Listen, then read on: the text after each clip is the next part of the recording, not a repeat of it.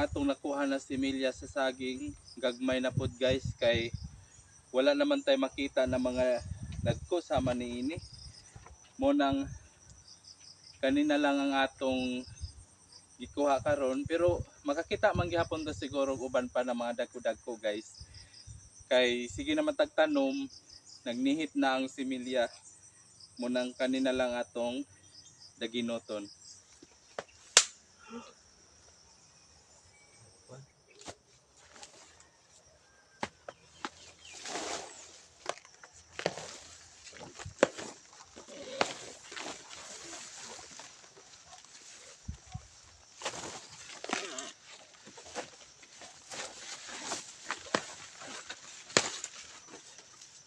Ug karon guys, medyo dako-dako ni ang atong nakuha. Kay mingari man ta diri sa atong silingan ng wata og mga saha. Napot tay nakuha na yung ani kadako.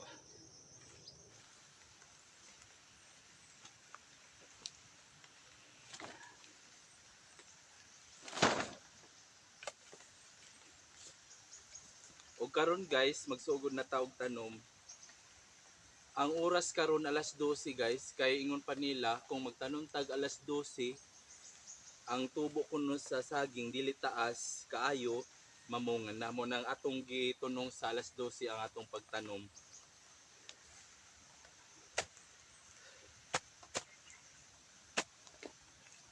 Human guys, nakabuho na ta, magsugod na tag tanom guys.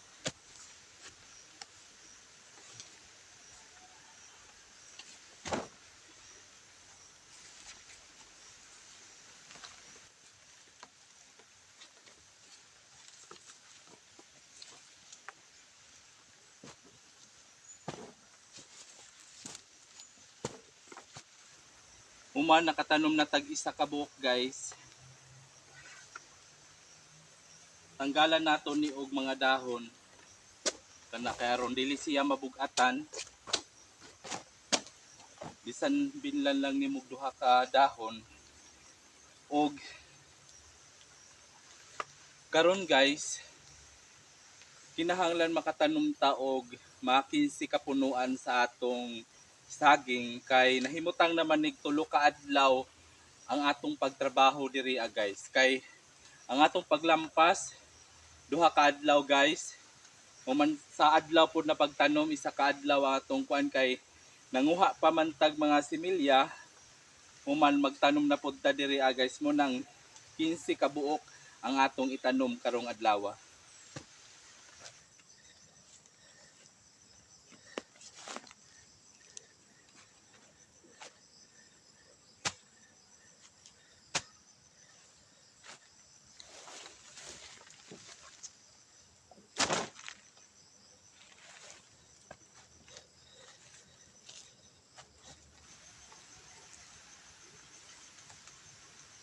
Guys, mao nang atong gibuhat sa usa ka adlaw, 5 ang atong matanom na saging, kay sa usa ka punuan na saging ato nang gitagaan og presyo sa iyang pag-harvest. Kay kung mamunga ni siya na kantidad og 200 pesos ang halin sa iyang bunga.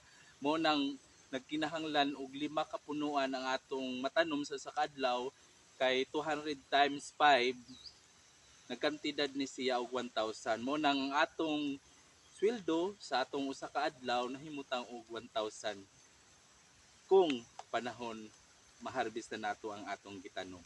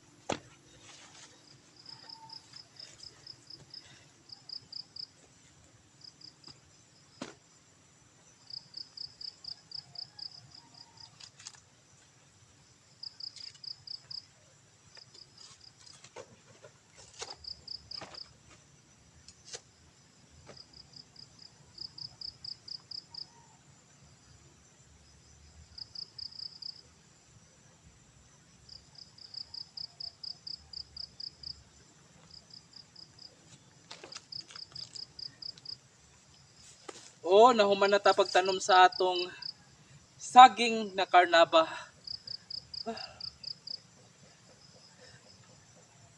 Ang hugawan na nako guys. Human nag-uwan-uwan pod guys. Mo nang medyo basa ta guys. Nahuman na nato ang 15 kabuok ka saging ang atong natanom. Og God bless. Ayaw kalimti mag-like, comment, and subscribe. Dinhira ko taman. Bye.